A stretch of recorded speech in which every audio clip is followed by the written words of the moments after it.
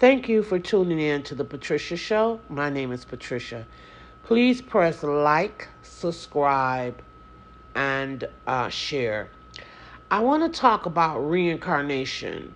A lot of people, well, things are changing now. A lot of Americans are beginning to realize that there is something called reincarnation, but there's still a lot that don't understand that concept and don't believe it.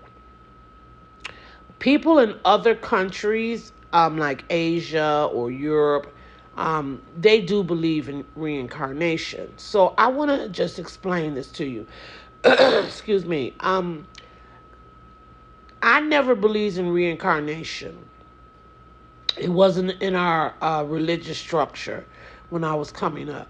So I didn't believe in reincarnation. So one day I was talking to someone. We were in a conversation about reincarnation. I was in my probably 25, 26, somewhere up in there. And the man had made such a strong case about it and explained it totally different than how I had, ever heard it. I think it's the Hindus. I don't want to make an error here, but I think it is. But it's one of the Eastern religions that believe that reincarnation, you reincarnate into animals and things like that. And I definitely did not believe that. But this man was telling me no, that wasn't true. You don't, you just, every kingdom stay to itself. Like a dog would come back as the dog, and a person would come as stay in the animal, in the human kingdom, in other words. But everything he was saying is transformed. A caterpillar transforms into a butterfly. He just really made a valid case. So I remember after hearing that, I went and I said my prayer. I always trusted God, right? Always. So I would, everything I wanted to know, this was just a habit for me of what I did because I just trusted God so much. So I went and I said my prayer and I said, God, please, I just want to know what the truth is. So please show me if this is true about reincarnation. And 24 hours later, a friend of mine's brother had came to where I lived in Detroit, Michigan at the time. Me and him, he really knew a lot about reincarnation. He had just come to town. And me and him set up on my porch from 11 in the morning until 11 at night. Him explaining this reincarnation to me in depth. I went back to God that next day because then it was really making sense. And I asked God to show me, give me verification again. If I didn't know if he was sending this guy to show me that this was true about reincarnation, but please give me proof again. The next day, after I said this prayer, I went to the bookstore. And I was standing, looked in the books. At the time, I used to love to read. So I would always go to the bookstore and just stand there and pick out different books. When I tell you that a book fell off the shelf, I'm telling you, this book fell off the shelf. When I looked up to see where the book went, I didn't see a place where it should go. Doesn't mean the place wasn't there. I'm just telling you, I didn't see it. I reached down to pick the book up, and my entire body began to vibrate. I mean, shake. And I had never, ever experienced that before. So I'm standing there like, what is going on here? And I picked the book up, sat down, said, this book must be for me. And I commenced to read it. And the book was on reincarnation.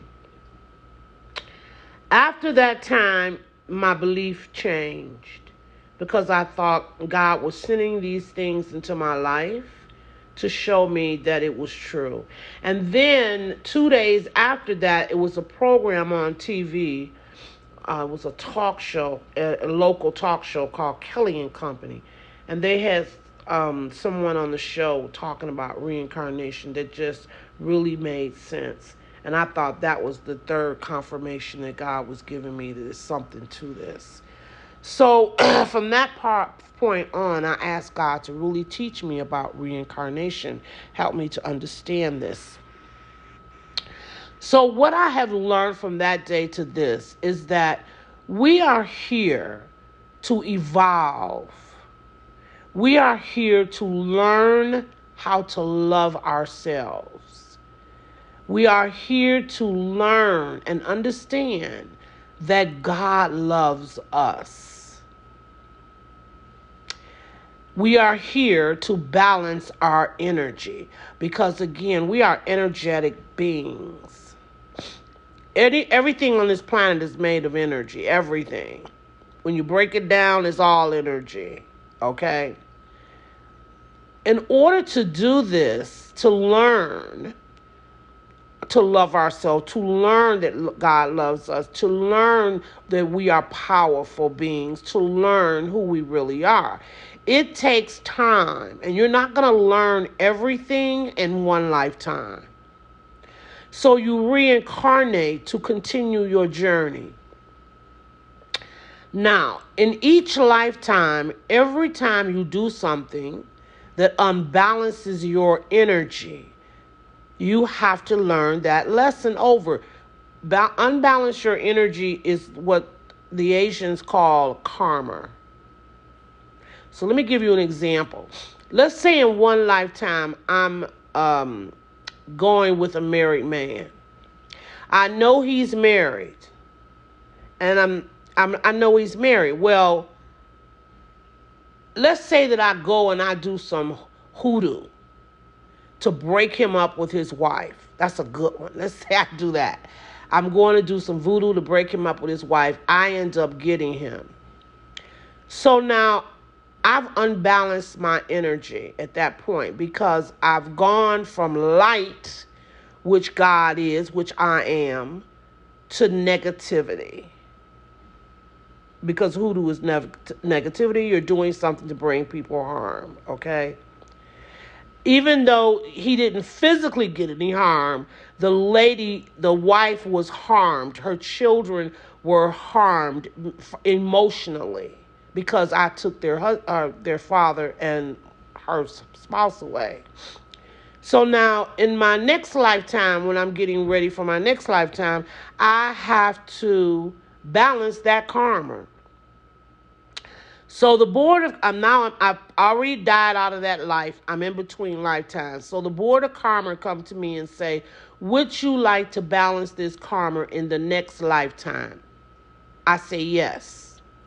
So the same people who were involved in the previous lifetime, the lady that I took her husband from, the husband and myself, we all have to reincarnate together in the next lifetime so that they're going to help me balance my karma. So let's say in the next lifetime, I meet a guy and someone takes him from me the same way through hoodoo. In order to balance that karma, that one karma completely, I have to feel the pain that I caused the other person. So let's even make this a little bit more juicier. The person who puts the hoodoo on me in the second lifetime is the wife of the man that I took the first lifetime. So she puts it on me and try to take my husband from me. Let's say the husband she's trying to take from me was her husband in the previous lifetime, because we've all changed roles now, but we're all still involved. They're helping me complete this, balance my karma. So now when she puts this hoodoo on me, there's different type of hoodoo you can put on people. It makes, some of it, it could hurt a person really bad, and some of it maybe won't, the intensity of it. I must feel the same intensity of what I made her feel. In other words, the pain that I caused her in the previous life, I have to feel that same pain to understand and to learn what I did to her. Because karma is nothing but lessons. So then in the second life, she's putting the hoodoo on me so that I could feel the pain that she felt when I put it on her husband to move him or put it on their family the previous life. I hope you're following me. So now, I feel that pain. I feel that hurt, the same intensity, and that particular karma is complete. So I'm through with that karma. But just think about in one lifetime, the karmas that you're building when you choose darkness over the lights. So you're not going to just make one karma in one lifetime. No, you're going to make several karmas in one lifetime. That's just one of them that I completed. One time I was doing, it's called the violet flames to transmute my karmas, okay? And so usually after you do that for a period of time, do these violet flames, you're doing 15 minutes a day. Usually when I do them over a period of time, it might be a couple of weeks, maybe a couple of months, something will come to my mind that maybe I had did prior and I didn't even realize I didn't even know it was a karma. So one time I was doing the violet flames, and it came to my mind a relationship that I had been in earlier in my life. I didn't even know I had created a karma, but apparently I did, because when it comes back to your mind, it's showing you that karma is complete. What had happened is I had met this guy. I had been dating him for a couple of days, really. I found out that he lived with a woman. And what I did is I called the woman at 3:30 in the morning, and I said to her, as he was leaving my house, I said to her, I'm sending your man home to you because he's been with me all night. Now, I didn't know that was a karma. I didn't know that was a karma. And that was it. Needless to say, me and the man broke up before the week was out, because when the wife told him, or the girlfriend or whoever she was, she told him that I had called, and so we broke up. So now years later, I'm forgetting this incident. Forgot all about the incident. I'm doing my violet flames, and that comes up. And I knew that that was a karma that had been completed. And so with the violet flames, when you see something come up, you simply transmute it, and that particular karma is gone. But it really shocked me, I think, that was a karma. My sister said, well, no, you know that's a karma because you brought pain to someone else. You told her you were sending her husband or boyfriend home, and that's going to cause her pain. Therefore, that would be a karma. But you see, I didn't think of it like that. I honestly didn't think that I didn't think of it like that. But the bottom line is I turned from the light to do something dark. That was very dark of me to tell her I'm sending your man home. And so that was a karma. So usually you know a karma because you're turning from the light to do something dark. And when you do that, you're unbalancing your energy. And your energy has to be balanced back. Before you can, before you can reconnect or re-emerge, not reconnect, but re-emerge with your mighty I am self, where you all are one and the same truly, not to just say that, but you are. And I'm going to have to say this because I have to say this to explain. As Jesus did, you have to transmute all of your karmas. Not all of them, but 51% of your karmas have to be transmuted. 51%. I better end this. I'll start a part 2. Thank you.